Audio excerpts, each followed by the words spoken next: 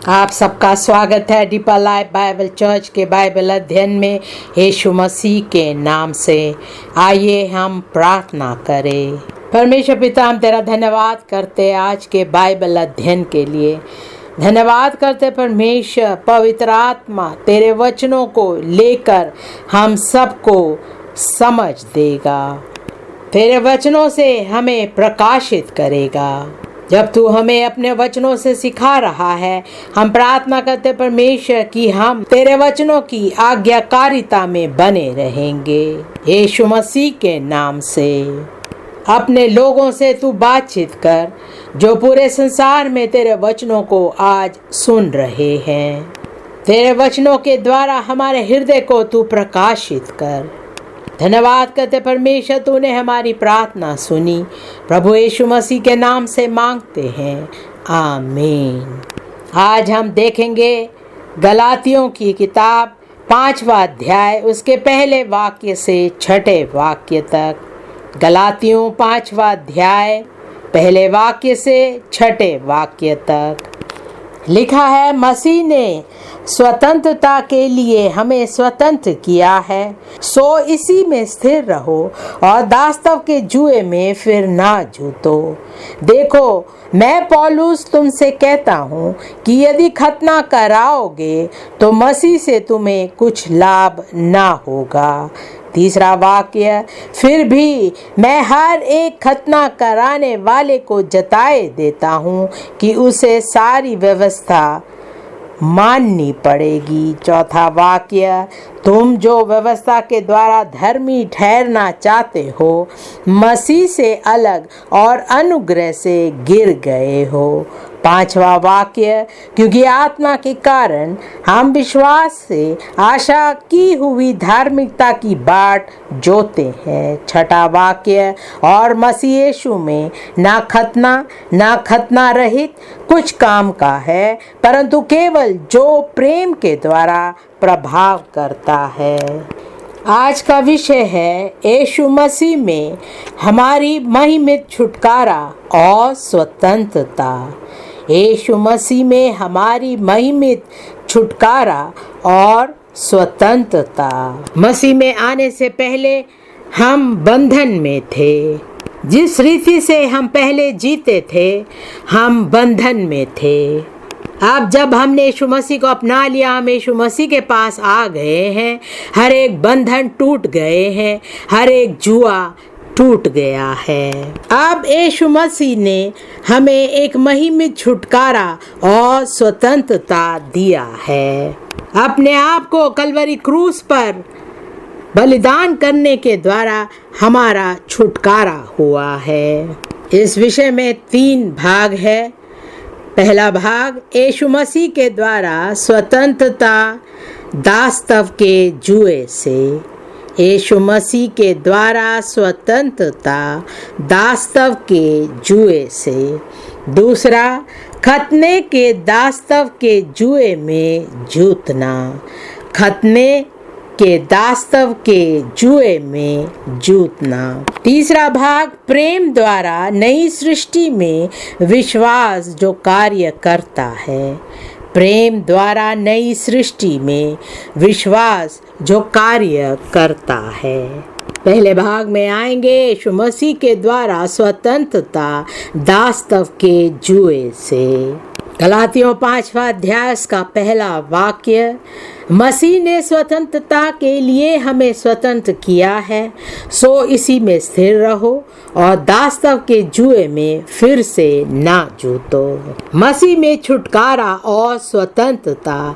जब हम यीशु मसीह में आते हैं, हमारा जीवन साधारण नहीं होता। हम पूरी तरह से छुटकारा पाते हैं और स्वतंत्र हो जाते हैं। यीशु मसीह हमारा हृदय छूता है और हमारा जीवन पूरी रीति से बदल जाता है। हमारे पाप क्षमा किए जाते हैं और हम पूरी तरह से स्वतंत्र हो जाते हैं और मसीह यीशु में हमें एक नया जीवन मिलता है।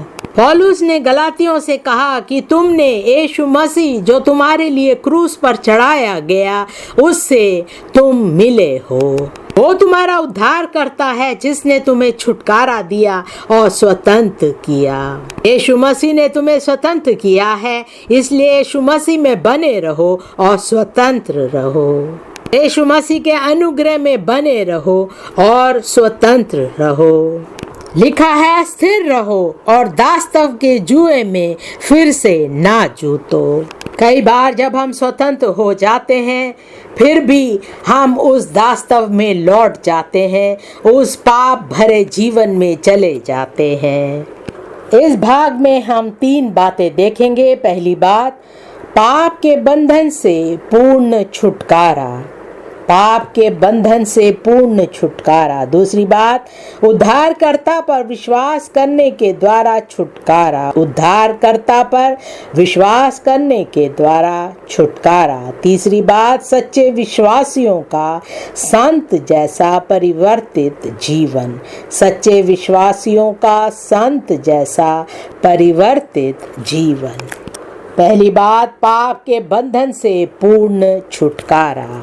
जब यीशु मसीह किसी का छुटकारा करता है तो वो छुटकारा अधूरा नहीं होता। वो उसका छुटकारा पूरी रीति से करता है और वो पूरी तरह स्वतंत्र हो जाता है। पिछले दिनों में जो पाप उसने किए हैं, यीशु मसीह उसके पापों को क्षमा करता है और पूरी तरह से धो डालता है। पूरी रीति से पाप से वो छुटकारा पाता है। यूहन्ना 8वां अध्याय उसके 30वें वाक्य से पढ़ेंगे। यूहन्ना 8वां अध्याय 30वां वाक्य। वह ये बातें कह ही रहा था कि बहुतेरों ने उस पर विश्वास किया। 31वां वाक्य। तब यीशु ने उन यहूदियों से जिन्होंने उनकी प्रतीति की थी कहा, यदि तुम मेरे वचन में बने रहोगे तो सचमुच मेरे चेले ठहरोगे। परमेश्वर का वचन जो पूरी रीति से सत्य है, एक ऐसा वचन जो हमें स्वतंत्र करता है। परमेश्वर का वचन जो हमें पूरी रीति से स्वतंत्र करता है, क्योंकि परमेश्वर का वचन सत्य है। हमारा जीवन पूरी रीति से बदल जाता है, हम नए बन जाते हैं। हमें उन वचनों पर बने रहना है। यीशु मसीह ने कहा कि अगर तुम मेरे वचनों में बने रहोगे तो सचमुच तुम मेरे चेले बनोगे। 32वां वाक्य। और सत्य को जानोगे और सत्य तुम्हें स्वतंत्र करेगा। सत्य के वचन जो हमें छुटकारा देता है, हमारा उद्धार करता है। सत्य की बातें जिससे हम पूरी रीति से पवित्र हो जाते हैं। हम परमेश्वर की स्वतंत्रता में पूरे सामर्थ से खड़े रहते हैं। 36वें वाक्य में लिखा है, सो यदि पुत्र तुम्हें स्वतंत्र करेगा तो सचमुच तुम स्वतंत्र हो जाओगे। रोमियो 6वां अध्याय उसके 18वें वाक्य से पढ़ेंगे। रोमियो 6वां अध्याय 18वां वाक्य। और पाप से छुड़ाए जाकर धर्म के दास हो गए। यही वो छुटकारा है जो हम कहते हैं हमें मिला है। उस स्वतंत्रता के कारण हम ऐसा नहीं कह सकते कि अब मैं स्वतंत्र हो गया हूँ तो मैं पिछले पापों में फिर से जा सकता हूँ। जिस बंधन में मैं था, जिस गड्ढे में मैं था, अब मैं स्वतंत्र हो गया हूँ तो मैं वापस उसमें जा सकता हूँ। ऐसा नहीं है। परमेश्वर ने हमें स्वतंत्र किया है ताकि हम एक धर्मी जीवन बिता सके। अब हम पाप के दास्तव में नहीं, लेकिन धार्मिकता के दास्तव में है। उसी का 22वां वाक्य। क्योंकि उनका अंत तो मृत्यु है, परंतु अब पाप से स्वतंत्र होकर और परमेश्वर के दास बनकर तुमको फल मिला, जिससे पवित्रता प्राप्त होती है और उसका अंत अनंत जीवन है। पौलुस इस बात को बार बार दर्शाता है और वो चाहता है कि लोग पूरी रीति से समझ सके, क्योंकि कई लोगों में गलत धारणा थी।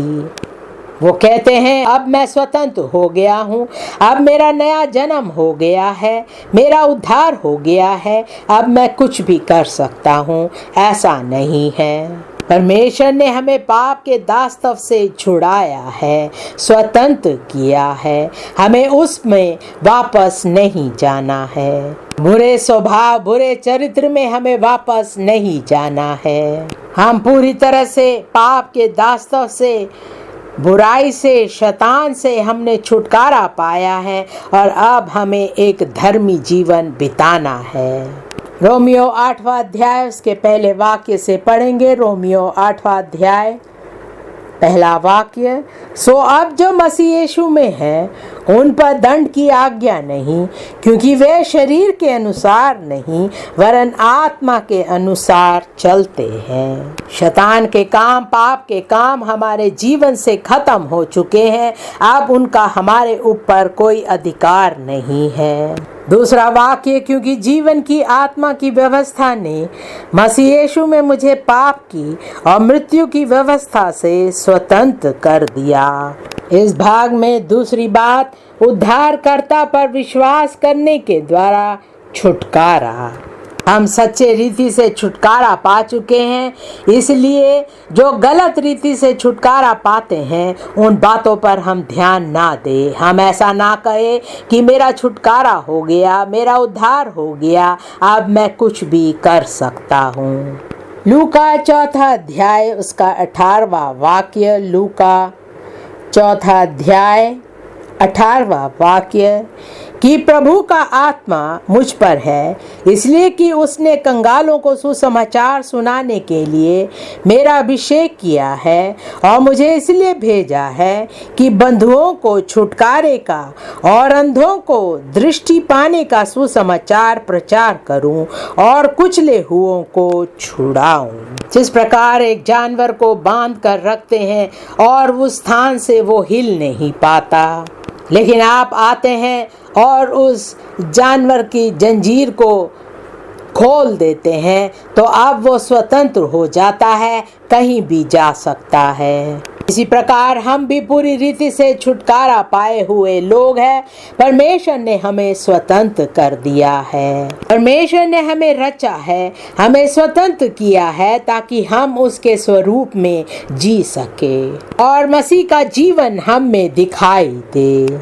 जब हम पाप के बंधन में थे, जब हम पाप में जकड़े हुए थे, हम स्वतंत्र नहीं थे, इसलिए हम मसीह के समान जी नहीं पा रहे थे। परमेश्वर का स्वभाव हम में नहीं था, हम मसीह के समान नहीं थे। लेकिन यीशु मसीह आया, उसने हमें स्वतंत्र किया। पुरानी बातें हमारे जीवन से दूर हट गई है। अब हम ऐसा जीवन बिताते हैं जिससे परमेश्वर हमसे प्रसन्न होता है। उसी का 36वां वाक्य। इस पर सबको अचंभा हुआ और वे आपस में बातें करके कहने लगे, ये कैसा वचन है कि वह अधिकार और सामर्थ के साथ अशुद्ध आत्माओं को आज्ञा देता है और वे निकल जाती हैं। जब एक व्यक्ति का जीवन अशुद्ध होता है तो अशुद्ध आत्मा उसे दास्तव में रखते हैं, लेकिन जब वो व्यक्ति यीशु मसीह में आता है, वो अशुद्ध आत्मा उसके जीवन से चली जाती है और वो स्वतंत्र हो जाता है। रोमियो 8वां अध्याय उसका 21वां वाक्य। रोमियो 8वां अध्याय 21वां वाक्य कि सृष्टि भी आप ही विनाश के दास्तव से छुटकारा पाकर परमेश्वर की संतानों की महिमा की स्वतंत्रता प्राप्त करेगी। हमारे चारों ओर हम देखते हैं ऐसे लोग हैं जो छुटकारा पाए हुए नहीं हैं, वो बंधन में है। आपका समाज दूषित है, लेकिन आप बचाए गए हैं और आप उन लोगों की तरफ देखते हैं कि वो पाप के दास्तव में है। वे लोग ऐसे हैं जो दूषित जीवन बिता रहे हैं और दूसरों को भी अपने साथ ले जाना चाहते हैं, लेकिन आपका उद्धार हो चुका है। आपने पाप से छुटकारा पा लिया है। बुरे स्वभाव से, बुरे आदतों से, बुराई से, गलत बातों से परमेश्वर ने आपको छुटकारा दिया है। आप बचाए गए हैं, इसलिए अब समाज की दूषित बातों से आपने छुटकारा पा लिया है। आप उसके भागी नहीं हैं। आपने पूरी तरह से छुटकारा पा लिया है और उस महिमित छुटकारे में आपने प्रवेश किया है। अब आप परमेश्वर की संतान हैं। आप संसार के लोगों से अलग हैं। इस बात से आप शर्मिंदा नहीं होते, क्योंकि परमेश्वर का अनुग्रह आपके जीवन में है। आप परमेश्वर की सामर्थ, परमेश्वर का धीरज आप में है, ताकि आप पूरे सामर्थ से होकर के परमेश्वर में जी सकते हैं। अब आपका जीवन पूरी रीति से अलग है, दूसरों के समान नहीं है।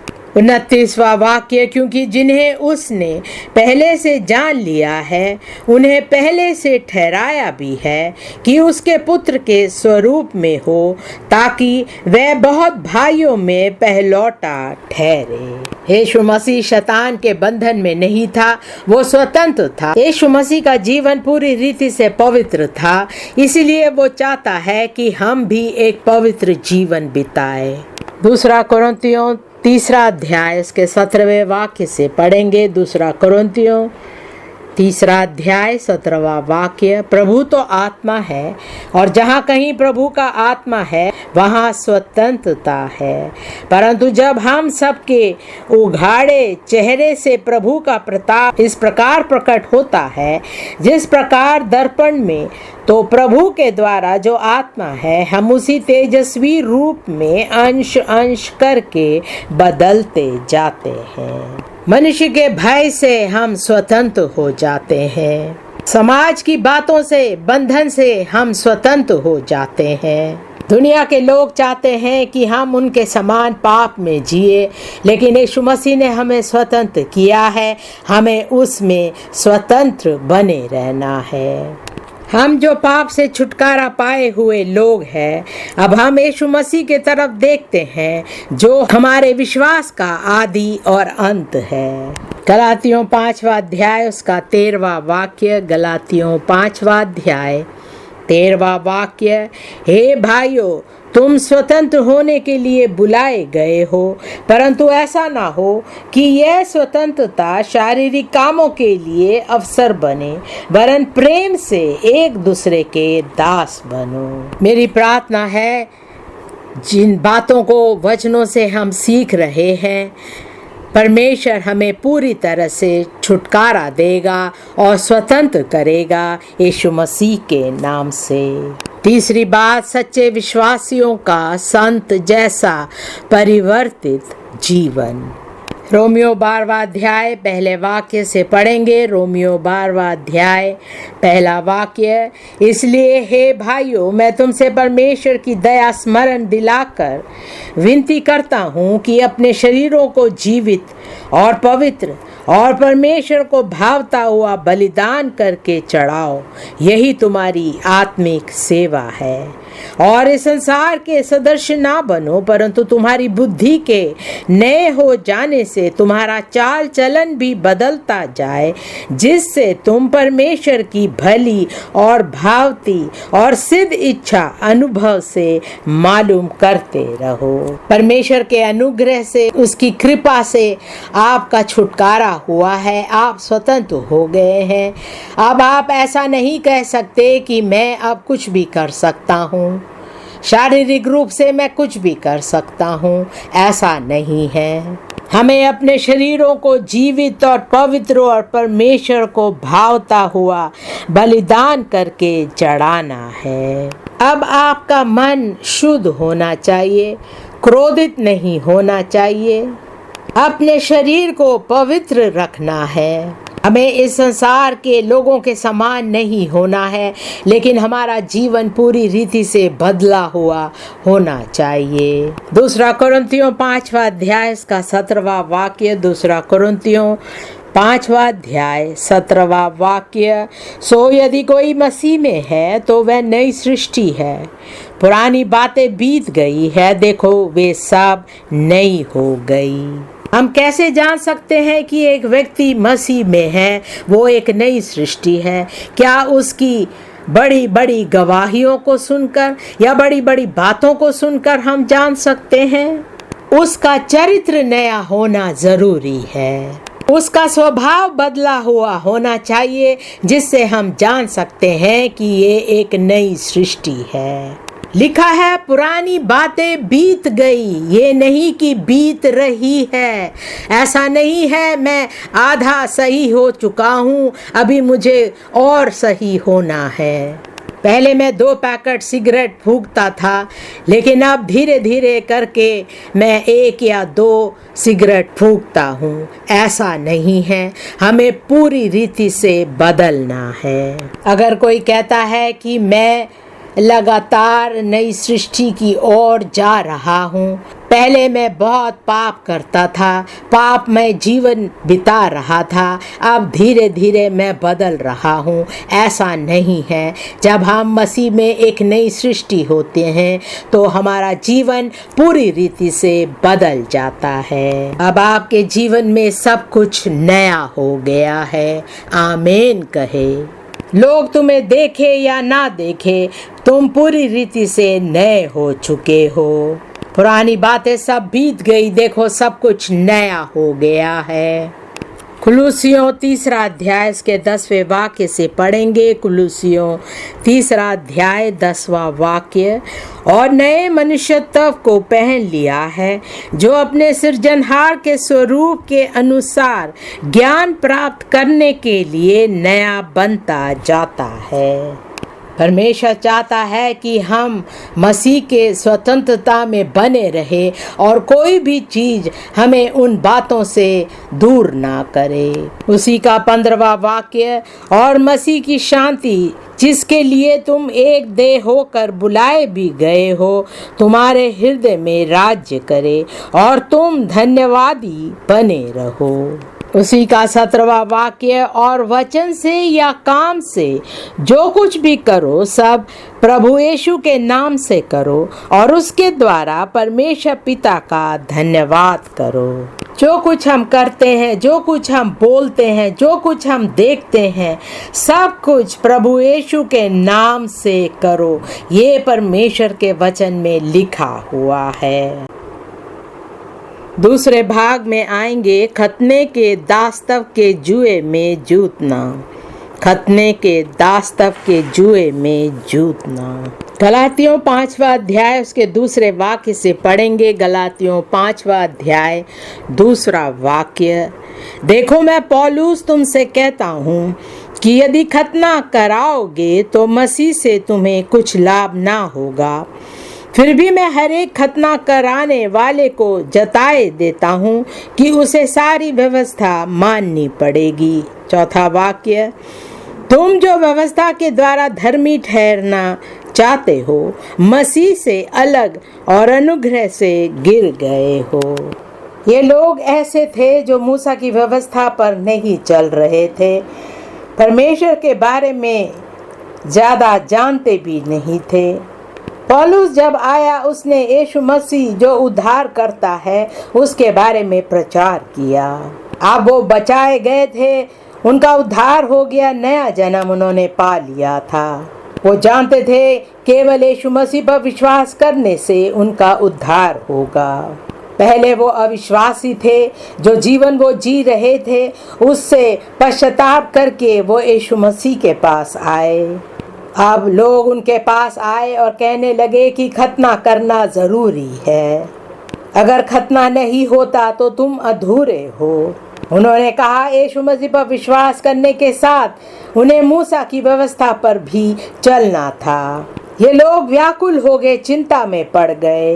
ये खतना के बारे में पहले नहीं जानते थे, लेकिन अब वो खतना करवा रहे थे। लिखा है, यदि खतना कराओगे तो मसीह से तुम्हें कुछ लाभ ना होगा और परमेश्वर का अनुग्रह तुम्हारे जीवन से समाप्त हो जाएगा। मसीह को छोड़कर अगर पुराने रीति रिवाज में हम जाते हैं तो परमेश्वर का अनुग्रह हमारे साथ नहीं बना रहेगा।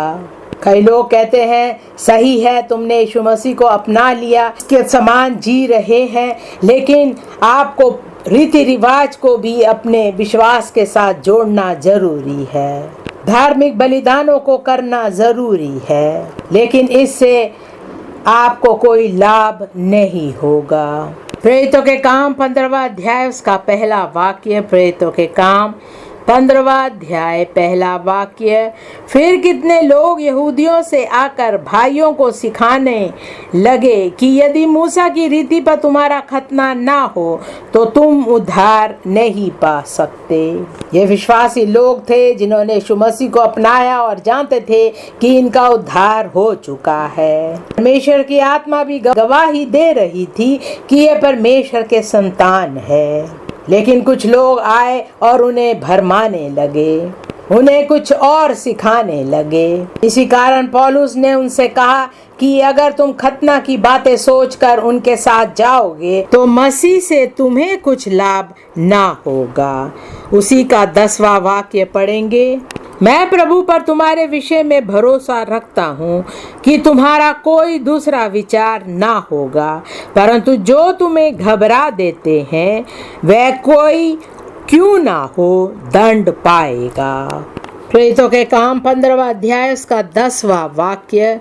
तो अब तुम क्यों परमेश्वर की परीक्षा करते हो कि चेलों की गर्दन पर ऐसा जुआ रखो जिसे ना हमारे बाप दादे उठा सके थे और ना हम उठा सकते। दूसरे भाग में 3 बातें हैं। पहली बात, अन्य जातियों के खतने के द्वारा अनुग्रह से गिर जाना।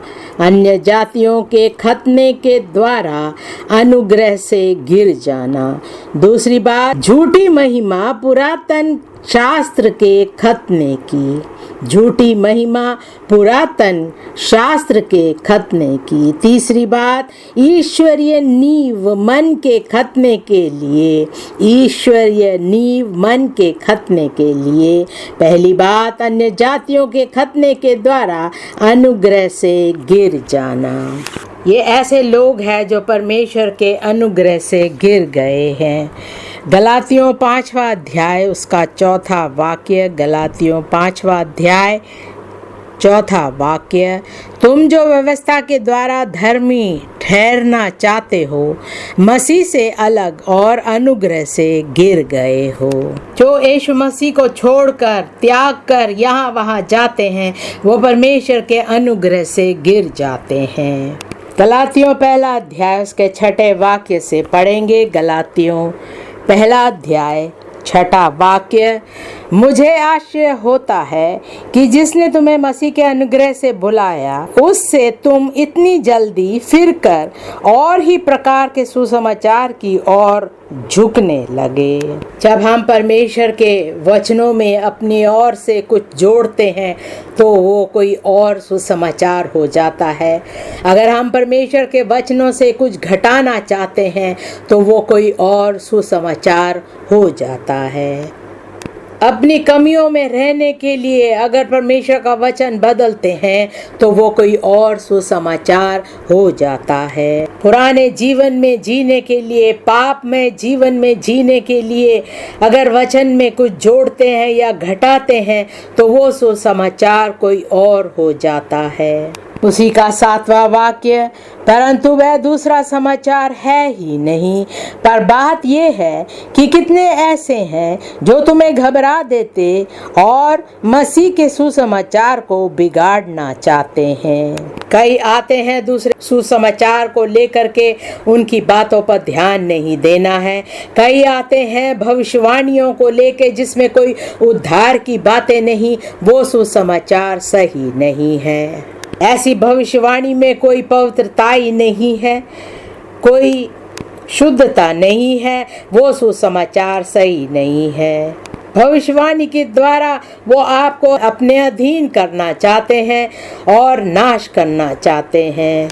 8वां वाक्य, परंतु यदि हम या स्वर्ग से कोई दूत भी उस सुसमाचार को छोड़ जो हमने तुमको सुनाया है कोई और सुसमाचार तुम्हें सुनाए तो श्रापित हो।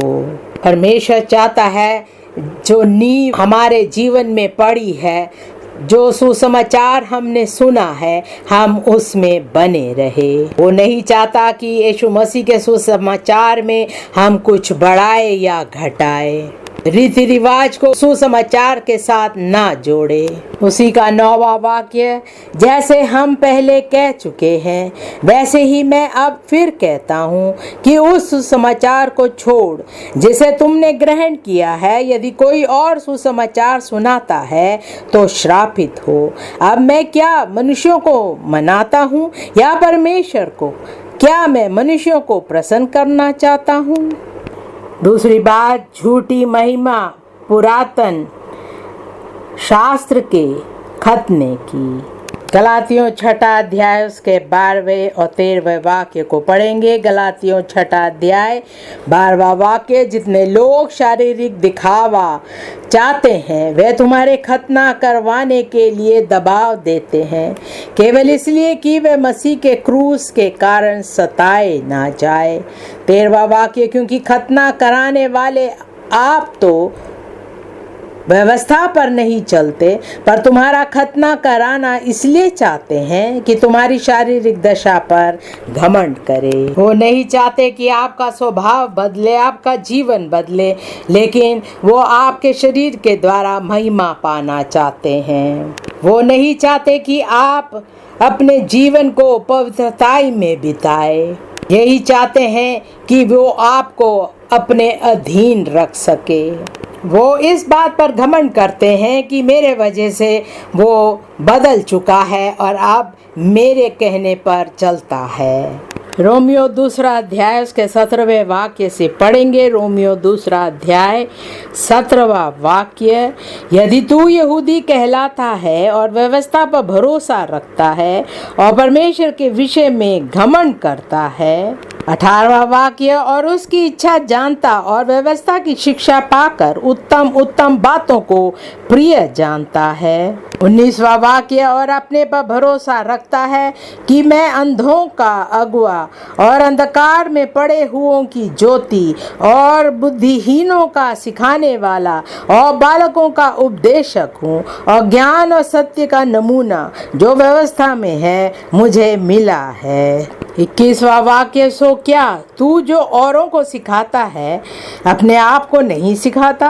क्या तू जो चोरी न करने का उपदेश देता है आप ही चोरी करता है? 22वां वाक्य, तू जो कहता है व्यभिचार ना करना क्या आप ही व्यभिचार करता है? तू जो मूर्तों से घृणा करता है क्या आप ही मंदिरों को लूटता है? हम दूसरों को बड़ी बड़ी बातें सिखाते हैं लेकिन हम में खुद परमेश्वर का अनुग्रह नहीं है। हम अभी भी पाप में जी रहे हैं। हम एक शिक्षक है, प्रचारक है, हम कलीसिया में बहुत से लोगों को सिखाते हैं, प्रचार करते हैं, लेकिन क्या हमारा जीवन सही है? क्या हम भी उन बातों को नहीं करते हैं जिसके खिलाफ हम प्रचार करते हैं? हम अपने मुंह से दूसरों को अनुशासित करते हैं, दूसरों को उसका दंड देना चाहते हैं, लेकिन क्या हमारे जीवन में खुद हम गलत काम नहीं कर रहे हैं? 23वां वाक्य, तू जो व्यवस्था के विषय में घमंड करता है क्या व्यवस्था ना मानकर परमेश्वर का अनादर करता है? क्योंकि तुम्हारे कारण अन्य जातियों में परमेश्वर के नाम की निंदा की जाती है, जैसा लिखा भी है, यदि तू व्यवस्था पर चले तो खतना से लाभ तो है, परंतु यदि तू व्यवस्था का ना माने तो तेरा खतना बिन खतना की दशा ठहरा। 26वां वाक्य, सो यदि खतना रहित मनुष्य व्यवस्था की विधियों को माना करे तो क्या उसकी बिन खतना की दशा खतने के बराबर ना गिनी जाएगी? और जो मनुष्य जाति के कारण बिन खतना रहा यदि वह व्यवस्था को पूरा करे तो क्या तुझे जो लेख पाने और खतना किए जाने पर भी व्यवस्था को माना नहीं करता है दोषी ना ठहराएगा? क्योंकि वह यहूदी नहीं जो प्रकट में यहूदी है और ना वह खतना है जो प्रकट में है और देह में है। 29वां वाक्य पर यहूदी वही है जो मन में है, और खतना वही है जो हृदय का और आत्मा में है, ना कि लेख का। ऐसे की प्रशंसा मनुष्यों की ओर से नहीं, परंतु परमेश्वर की ओर से होती है। कई लोग मनुष्यों की प्रशंसा चाहते हैं। अगर मनुष्य वहाँ नहीं है तो वो कोई काम नहीं करना चाहते, वो सही काम नहीं करना चाहते, क्योंकि वो दिखावे के लिए करते हैं। लेकिन एक व्यक्ति जिसके हृदय का खतना हुआ है, जो एक पवित्र जीवन बिता रहा है, वो मनुष्य को प्रसन्न करने के लिए नहीं, लेकिन परमेश्वर को प्रसन्न करने के लिए कार्य करता है। पूरे दिल से वो सही काम करते हैं। वो चाहते हैं कि परमेश्वर जो उन्हें देख रहा है बहुतायत से आशीष दे और उनसे प्रसन्न हो जाए। तीसरी बात, ईश्वरीय नींव मन के खतने के लिए। अब्राहम को शारीरिक रूप से खतना करना था। इसी बात पर यहूदी लोग जो है घमंड करते थे। 8वें दिन बच्चे की खतना होती थी। ये काम उनके इच्छा के अनुसार नहीं था, उन्हें अपने माता पिता की आज्ञा माननी थी। जब बच्चे का 8वें दिन में खतना होता था तो वो किसी पापों का पश्चाताप नहीं करता था, कोई समर्पण नहीं करता था। माता पिता का निर्णय था और उसमें कोई महिमा पाने वाली बात नहीं थी, लेकिन हृदय का खतना होना जरूरी है। जब हम बड़े हो जाते हैं, हम देखते हैं हमारे जीवन में कई ऐसी बातें हैं जिससे परमेश्वर प्रसन्न नहीं होता। हम पाप की ओर जा रहे हैं, हम अपने आप को दूषित करते हैं, लेकिन जब हम अपने आप को परखते हैं तब हम परमेश्वर के पास जाकर अपने पापों का पश्चाताप करते हैं। ये हमारा निजी निर्णय हो जाता है कि हम अपना हृदय परमेश्वर को समर्पित करें।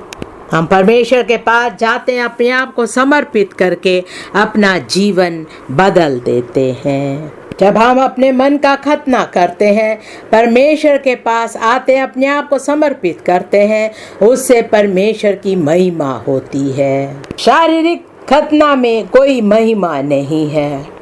व्यवस्था विवरण 30वां अध्याय उसका 6वां वाक्य पढ़ेंगे। व्यवस्था विवरण 30वां अध्याय 6वां वाक्य।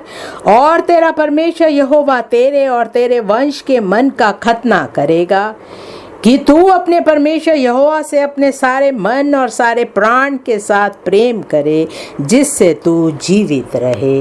रोमियो 2 अध्याय का 29वां वाक्य। रोमियो 2 अध्याय 29वां वाक्य पर यहूदी वही है जो मन में है, और खतना वही है जो हृदय का और आत्मा में है, ना कि लेख का। ऐसे की प्रशंसा मनुष्यों की ओर से नहीं, परंतु परमेश्वर की ओर से होती है। कुलुस्सियों 2 अध्याय का 11वां वाक्य। कुलुस्सियों 2 अध्याय 11वां वाक्य। उसी में तुम्हारा ऐसा खतना हुआ है जो हाथ से नहीं होता, अर्थात मसीह का खतना, जिससे शारीरिक देह उतार दी जाती है। इसके द्वारा पाप का जड़ हमारे जीवन से हटा दिया जाता है।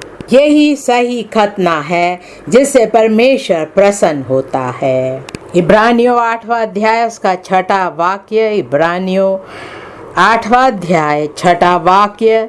पर उसको उनकी सेवकाई से बढ़कर मिली, क्योंकि वह और भी उत्तम वाचा का मध्यस्थ ठहरा, जो और उत्तम प्रतिज्ञाओं के सहारे बांधी गई है। उसी का 8वां वाक्य।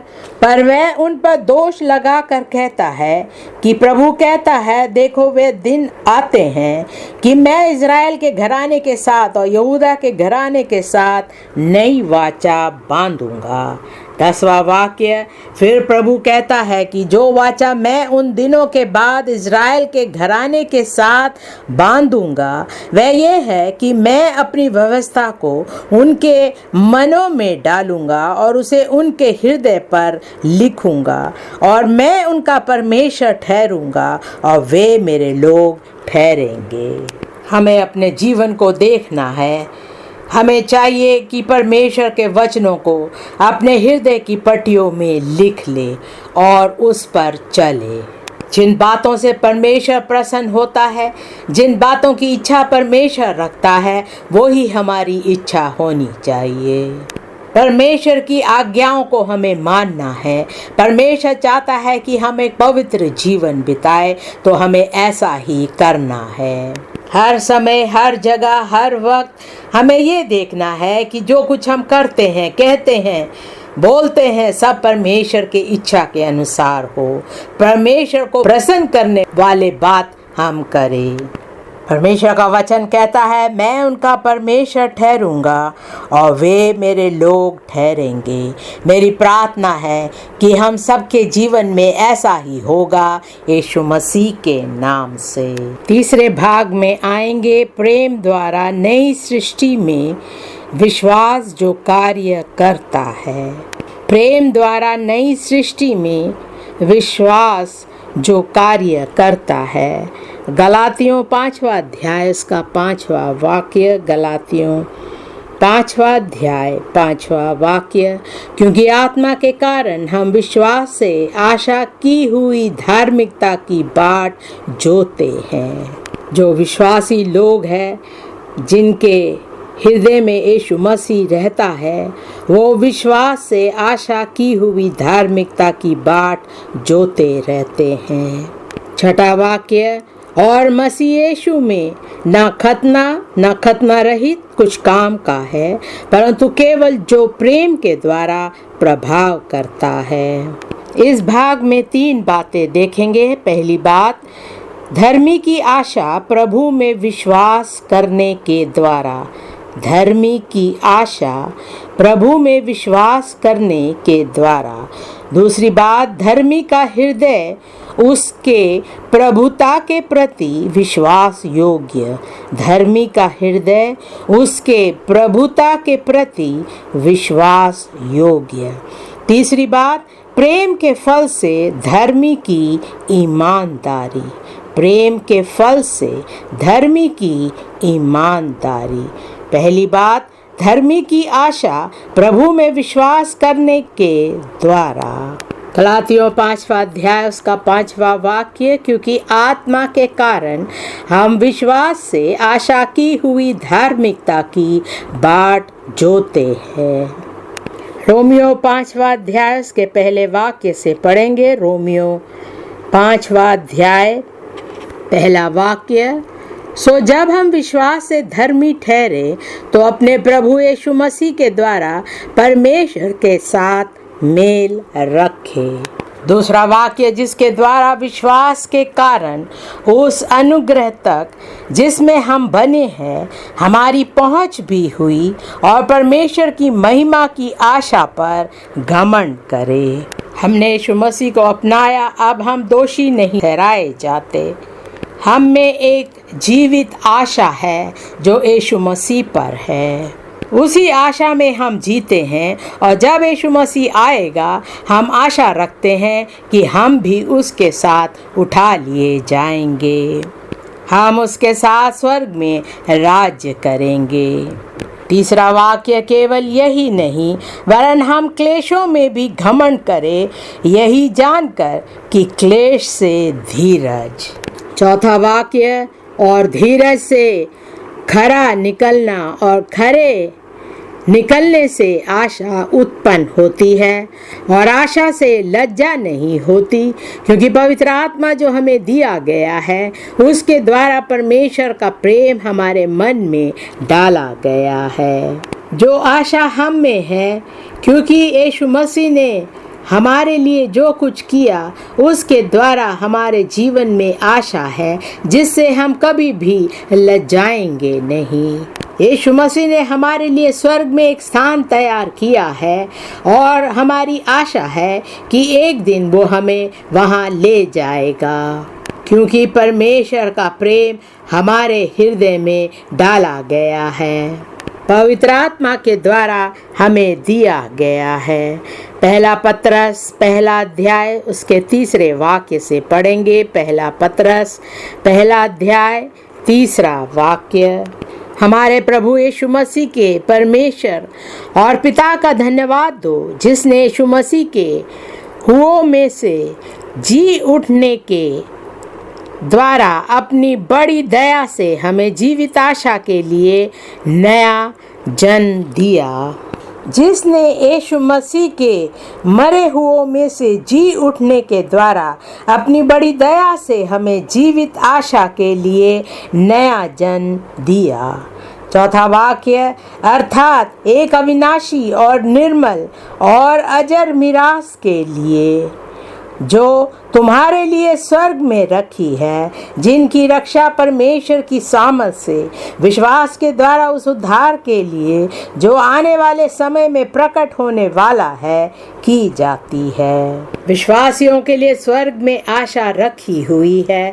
अगर हम इस संसार में परमेश्वर से पीछे हट जाते हैं, हम उस आशा के भागीदार नहीं होंगे। पहला यूहन्ना 3 अध्याय उसके पहले वाक्य से पढ़ेंगे। पहला यूहन्ना 3 अध्याय पहला वाक्य, देखो पिता ने हमसे कैसा प्रेम किया है कि हम परमेश्वर की संतान कहलाए, और हम है भी। इस कारण संसार हमें नहीं जानता, क्योंकि उसने उसे भी नहीं जाना। दूसरा वाक्य, हे प्रियो, अभी हम परमेश्वर की संतान हैं, और अब तक ये प्रकट नहीं हुआ कि हम क्या कुछ होंगे। इतना जानते हैं कि जब वह प्रकट होगा तो हम भी उसके समान होंगे, क्योंकि उसको वैसा ही देखेंगे जैसा वह है। और जो कोई उस पर ये आशा रखता है, वह अपने आप को वैसा ही पवित्र करता है जैसा वह पवित्र है। मेरी प्रार्थना है, यीशु मसीह का पवित्र लहू हम सबको शुद्ध रखेगा, यीशु मसीह के नाम से। दूसरी बात, धर्मी का हृदय उसके प्रभुता के प्रति विश्वास योग्य। हमारा हृदय साफ होना चाहिए, पवित्र होना चाहिए, क्योंकि परमेश्वर हमारे हृदय को देखता है, मनुष्य हमारी बाहरी बातों पर ध्यान देता है।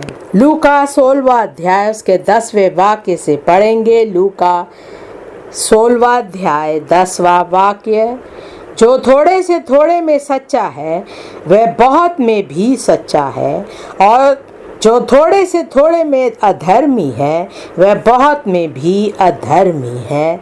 इसलिए जब तुम अधर्म के धन में सच्चे ना ठहरे तो सच्चा तुम्हें कौन सौंपेगा।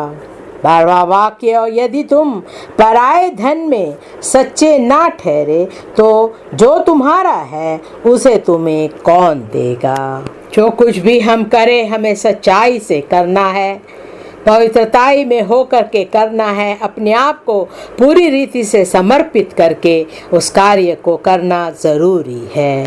पहला तीमुथियुस 3 अध्याय उसका 11वां वाक्य। पहला तीमुथियुस 3 अध्याय 11वां वाक्य, इसी प्रकार से स्त्रियों को भी गंभीर होना चाहिए, दोष लगाने वाली ना हो, पर सचेत और सब बातों में विश्वास योग्य हो। हर एक विश्वासी को, पासवान को एक सही जीवन बिताना है, विश्वास योग्य होना है, दिखावटी नहीं होना है। तीतुस 1 अध्याय उसका 9वां वाक्य। तीतुस 1 अध्याय 9वां वाक्य, और विश्वास योग्य वचन पर जो धर्मोपदेश के अनुसार है स्थिर रहे, कि खरी शिक्षा से उपदेश दे सके और विवादियों का मुंह भी बंद कर सके। इब्रानियों 3 अध्याय उसके पहले वाक्य से पढ़ेंगे। इब्रानियों 3 अध्याय 1 वाक्य, सो हे पवित्र भाइयों, तुम जो स्वर्गीय बुलाहट में भागी हो, उस प्रेरित और महायाजक यीशु पर जिसे हम अंगीकार करते हैं ध्यान करो, जो अपने नियुक्त करने वाले के लिए विश्वास योग्य था, जैसा मूसा भी उसके सारे घर में था। उसी का 5वां वाक्य, मूसा तो उसके सारे घर में सेवक की नाई विश्वास योग्य रहा, कि जिन बातों का वर्णन हमें होने वाला था उनकी गवाही दे। पर मसीह पुत्र की नाई उसके घर का अधिकारी है और उसका घर हम हैं, यदि हम साहस पर और अपनी आशा के घमंड पर अंत तक दृढ़ता से स्थिर रहे। संसार की बातों पर हम ध्यान देकर पीछे ना हटे, लेकिन यीशु मसीह के साथ आगे बढ़ते रहे। तीसरी बात, प्रेम के फल से धर्मी की ईमानदारी। गलातियों 5वां अध्याय उसका 6वां वाक्य। और मसीह यीशु में ना खतना रहित कुछ काम का है, परंतु केवल जो प्रेम के द्वारा प्रभाव करता है। पहला पत्रस 1 अध्याय उसका 8वां वाक्य। पहला पत्रस 1 अध्याय 8वां वाक्य। उससे तुम बिन देखे प्रेम रखते हो और अब तो उस पर बिन देखे भी विश्वास करके ऐसे आनंदित और मगन होते हो जो वर्णन से बाहर और महिमा से भरा हुआ है। उसी का 22वां वाक्य पढ़ेंगे। सो जबकि तुमने भाईचारे की निष्कपट प्रीति के निमित्त सत्य के मानने से अपने मनों को पवित्र किया है, तो तन मन लगाकर एक दूसरे से अधिक प्रेम रखो। जब हम परमेश्वर के वचनों पर आज्ञाकारिता से रहते हैं तो परमेश्वर का अनुग्रह हमारे ऊपर बहुतायत से दिखाई देता है। रोमियो 13वां अध्याय 8वें वाक्य से पढ़ेंगे। रोमियो 13वां अध्याय 8वां वाक्य। आपस के प्रेम से छोड़ और किसी बात में किसी के कर्जदार ना हो, क्योंकि जो दूसरे से प्रेम रखता है उसी ने व्यवस्था पूरी की है। क्योंकि यह कि व्यभिचार ना करना, हत्या ना करना, चोरी ना करना, लालच ना करना और इनको छोड़ और कोई भी आज्ञा हो तो सबका सारांश इस बात में पाया जाता है कि अपने पड़ोसी से अपने समान प्रेम रखे। 10वां वाक्य। प्रेम पड़ोसी की कुछ बुराई नहीं करता, इसलिए प्रेम रखना व्यवस्था को पूरा करना है। यहाँ पर शारीरिक प्रेम के बारे में नहीं कहा गया है, पाप से भरा हुआ प्रेम के बारे में नहीं कहा गया है, लेकिन अपने दिल से एक दूसरे से हमें प्रेम करना है। परमेश्वर का प्रेम हम में होना चाहिए, जैसे परमेश्वर के बच्चों के हृदय में होता है। एक पारदर्शी प्रेम होना चाहिए। 1 यूहन्ना 5वां अध्याय उसका 2 और 3 वाक्य पढ़ेंगे। 1 यूहन्ना 5वां अध्याय 2 वाक्य। जब हम परमेश्वर से प्रेम रखते हैं और उसकी आज्ञाओं को मानते हैं तो इसी से हम जानते हैं कि परमेश्वर की संतानों से प्रेम रखते हैं। 3 वाक्य। और परमेश्वर का प्रेम ये है कि हम उसकी आज्ञाओं को मानें और उसकी आज्ञाएं कठिन नहीं। परमेश्वर को अपने पूरे दिल से प्रेम करे और उसके वचनों के आज्ञाकारिता में रहे। मेरी प्रार्थना है परमेश्वर का प्रेम हम सबके जीवन में स्थिर रहेगा यीशु मसीह के नाम से। आइए हम प्रार्थना करें कि परमेश्वर आपके जीवन को पूरी रीति से बदल डाले, ताकि आप एक पवित्र जीवन, एक आज्ञाकारिता का जीवन, एक विजयी जीवन बिता सकेंगे यीशु मसीह के नाम से। परमेश्वर पिता, एक बार फिर से हम इस बाइबल अध्ययन के लिए तेरा धन्यवाद करते परमेश्वर, तेरे वचनों के द्वारा तूने जो प्रकाशित किया है। प्रार्थना करते परमेश्वर तेरा वचन हम सबके जीवन में फलदायक होगा यीशु मसीह के नाम से। तेरी भलाई, तेरा उद्धार, तेरी अच्छाई हम सबके जीवन में दिखाई देगा यीशु मसीह के नाम से। जहाँ कहीं भी हम जाते हैं लोग देखेंगे कि एक अनुग्रहकारी कार्य हमारे जीवन में हुआ है। हर एक कमी घटी, हर एक बुराई, हर एक पाप हमारे जीवन से तू पूरी रीति से मिटा दे यीशु मसीह के नाम से। तूने हमारा उद्धार किया, हमारे हृदय को शुद्ध किया, पवित्र आत्मा की सामर्थ से हमें भरा है।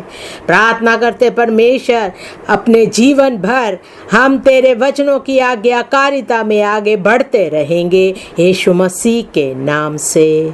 हमारे जीवन के द्वारा यीशु मसीह का स्वरूप हम में दिखाई देगा यीशु मसीह के नाम से। हम सब के जीवन में ऐसा ही हो। धन्यवाद करते परमेश्वर, तूने हमारी प्रार्थना सुनी। प्रभु यीशु मसीह के नाम से मांगते हैं, आमीन।